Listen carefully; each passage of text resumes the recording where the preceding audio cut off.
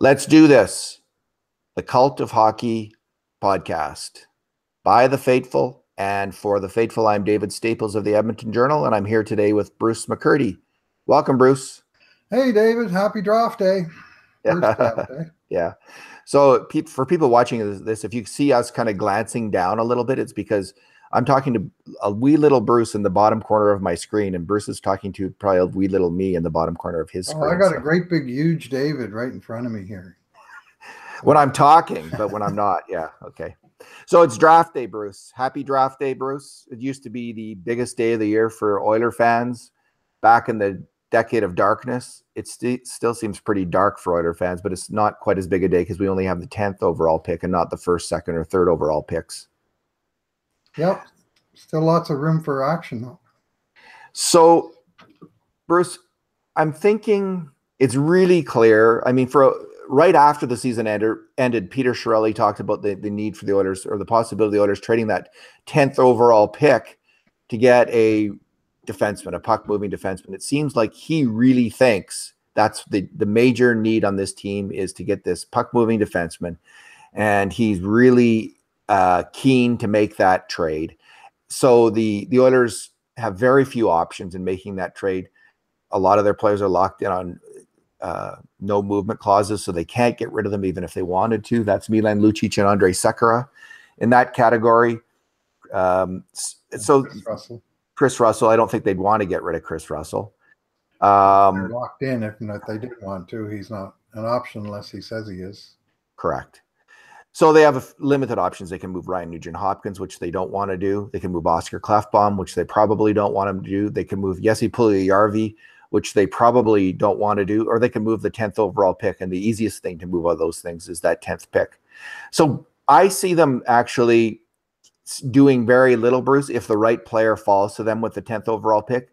So if Noah Dobson or Evan Bouchard, who are two really highly rated prospects, fall to them in the draft, I don't see them making a move. I just see them, that's the nothing burger day.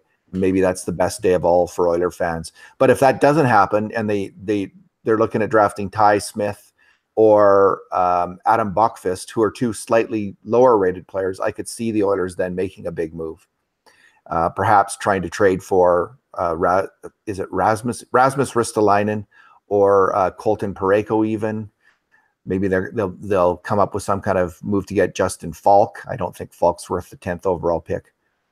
What do you see? How do you see it playing out? Well, I heard some chit-chat about Colton Parayko the last little while, and I'm not sure what St. Louis is thinking if they're going to move that guy. I mean, I guess they have Peter Angelo as their their number one right defenseman. So there's a little bit of dealing from depth, but geez, the last time I checked, there's nothing wrong with having two good righties on your top two defense pairs. Ask Nashville or Winnipeg about that.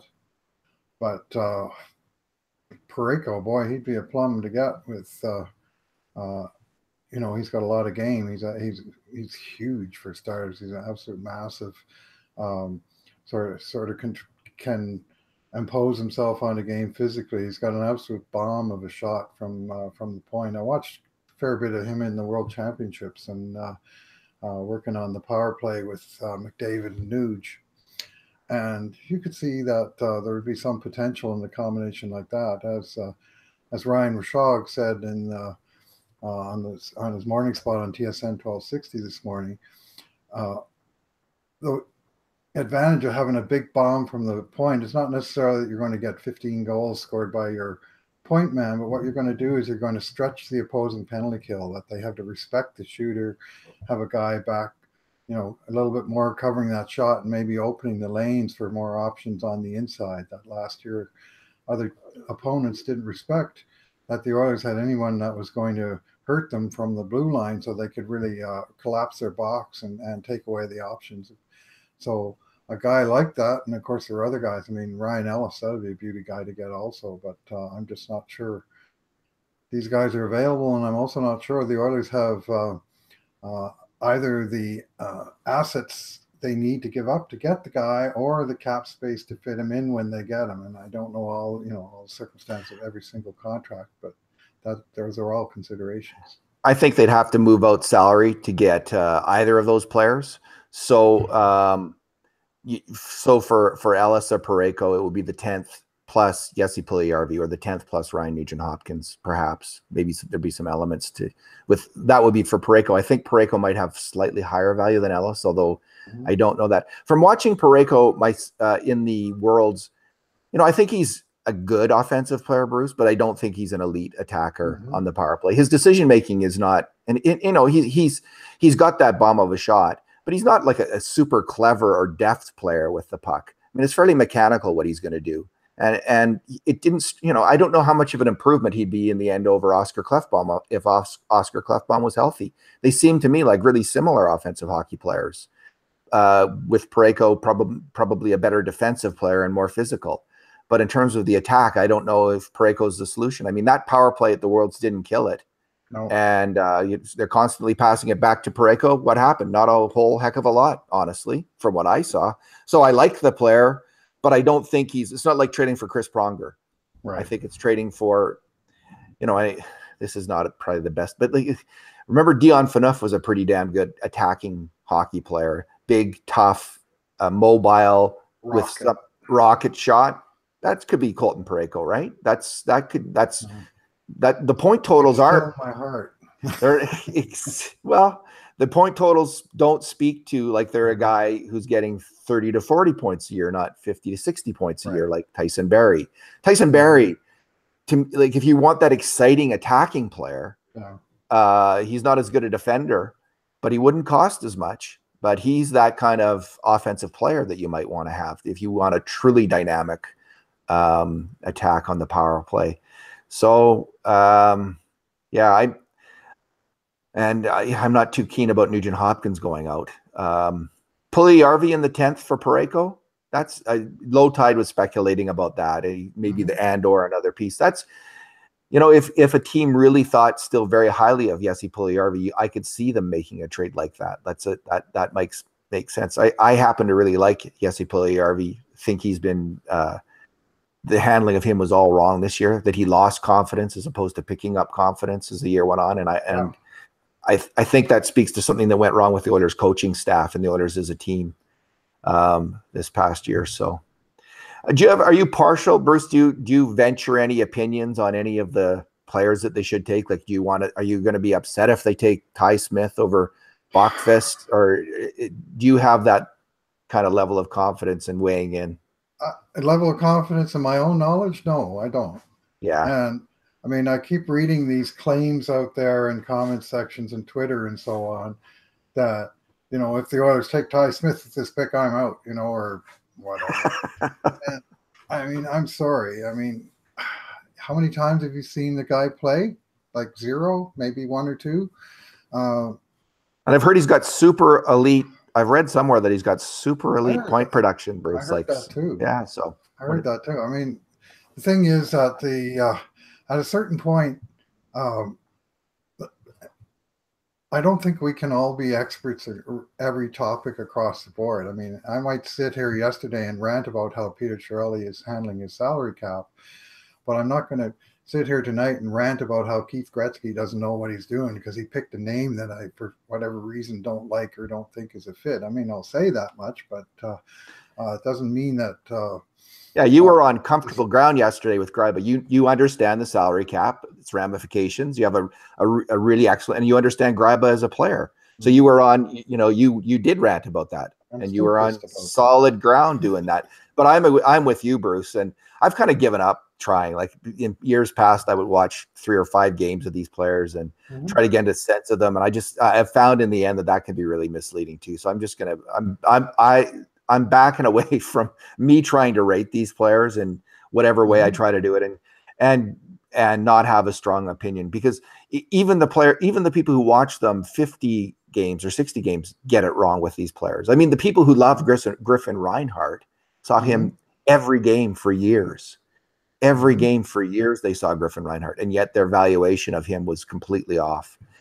So it's obviously hard to get these things right. And I'm not going to. So if they draft Ty Smith tonight, I'm going to be like, yeah, go Ty Smith. And if they draft Bachfest, it's same deal. Or That said, I won't. If Bouchard falls to them, I'm going to be secretly happy or openly happy, probably, because everyone does rate him higher, right? At that, or Noah Dobson. Noah Dobson, that'll be a good one to get, in my opinion, from what I've seen of the guy, which is at least a few games. But I mean, at least the profile fits what they're needing. A rangy, right shooting, offensive minded defenseman that appears to control the game from the back end. I mean, who doesn't want that kind of player? But the Oilers definitely need that kind of player somewhere down the line. And other thing, of course, is you pick the guy today, and maybe in 2020, 21, he's starting to make an impact on the team. I mean, think of how long ago they picked Darnell Nurse. It was like 5 years ago today, essentially. And how long it's taken him, those whole 5 years, and we still don't know what the upside is on that player, So Ryan Rishaug just tweeted out that the Oilers are aggressively looking to trade the 10th overall pick to get that defenseman. And the word that kind of will trigger fans is aggressively, because people are afraid of Peter Chiarelli's aggression in the trade market, and justifiably so. He's made at least one total stinker in the Reinhart trade, and a few other questionable trades that are highly debatable at best. So I just hope, Bruce, that it plays out where the Oilers do get the player they want. The Bouchard, I think, and there's a lightning strike. Man, did it ever crack last night around here? I'm just hoping that the right player does slide to the Oilers, and that they're not. Then, if that happens, I don't think they'll be triggered to make a big trade. And that's just a matter of luck in a way. It's a matter of luck how it's all going to play out. It's things are interesting that way. Well, as we've seen in the past, it's when a player drops or is available at a pick, that often is what does trigger the trade, because the team making the trade wants that guy. I mean, we saw that with the Islanders saying, well, we would never have traded Griffin Reinhart had Matt Barzal not been available. And you look at how laughable that scenario. But that's basically was the verbal 3 years ago today when that trade was consummated. And obviously the verdict came in a hell of a lot quicker on that one than it did on Darnell Nurse. Sometimes these guys, they work out fast, and sometimes they don't work out fast, and sometimes it just takes the fullness of time. So draft day is all about the future, unless you're talking about a big trade, and then of course that has immediate implications. So we'll follow that blurb from Rishaug, who's pretty dialed in, with great interest. If the Oilers do trade their first overall pick for a player, let's say with a $4 or $5 million a year cap hit, Bruce, they'll have to move out salary then. So that would then trigger a second trade, probably a defenseman moving, who would almost certainly be Oscar Klefbom, I think. I think the team really is sold on Darnell Nurse more than they are sold on Klefbom. So they trade the 10th pick for a defenseman, high salary cap. Then they'd have to move Klefbom, and that would probably be for a forward, I would guess then. So that's how I think things might play out if a trade does happen. Yeah, well, and the other thing is you trade the 10th and Klefbom, and you swing for the fences. But I'm not quite sure who the heck is out there that. I mean, are you prepared to pay that for Colton Parayko? Well, I would. But I think that, and I think St. Louis, you never know, they might go for it, Bruce, because Jay Bouwmeester is now 34. He's coming off, I think, a fairly iffy season. He was hurt for the first time. Do they really count on Jay Bouwmeester anymore to be the player that was? So I could see them really coveting a player like Klefbom and thinking, well, we could have him with Peter Angelo on the top pairing, and we're set there then for the next 6-7 years. That could be their thinking. And they'll just have to fill in, and then they'll have a prospect that they take with the 10th pick that will eventually replace Parayko.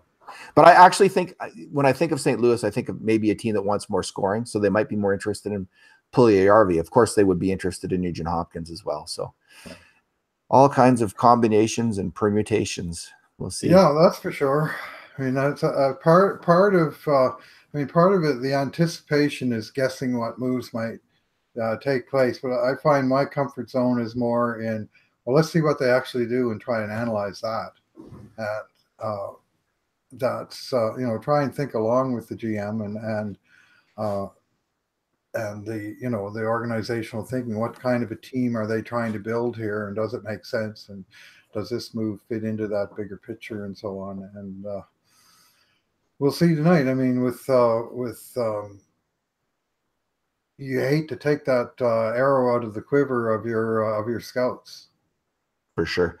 I mean, that's a real bugger for them if they spend all year going around scouting the top players, and at the last minute the rug gets whipped out from under them, and the pick gets traded off for whatever. I mean, we saw that in 2015 when the Oilers traded. Oh, I'm hearing thunder too. The Oilers traded 5 picks in the first 3 rounds. And, yeah. They got Reinhardt, they got Talbot, they got the rights to McClellan, and at the end of the day, they went into the draft with 6 picks in the top 90, I think it was, and they only used one of them, obviously McDavid, and that didn't really take a whole lot of effort on part of the scouts to determine who to do on that pick. So you're a little bit concerned about disenfranchising your scouts, but if you do it once every few years, not so bad. Alrighty, Bruce. Well, as usual, you come off as the sanest guy in the room. So I'm the only person in the room, David. It was a shot, and you caught on to it. I got my, as you can see, Bruce, maybe you can. I got my lucky polo tie on today, Howie Morenz. Oh, really? You can see the broken heart that killed him. He can no longer play hockey. Yeah, very cool. All right, so my lucky bolo tie, and hopefully the Oilers will have some good luck. So, Bruce, thanks for talking today. Yeah, thanks for listening and watching, everyone. And in the meantime, have fun tonight. And in the meantime, and in between times, this has been another edition of the Cult of Hockey podcast.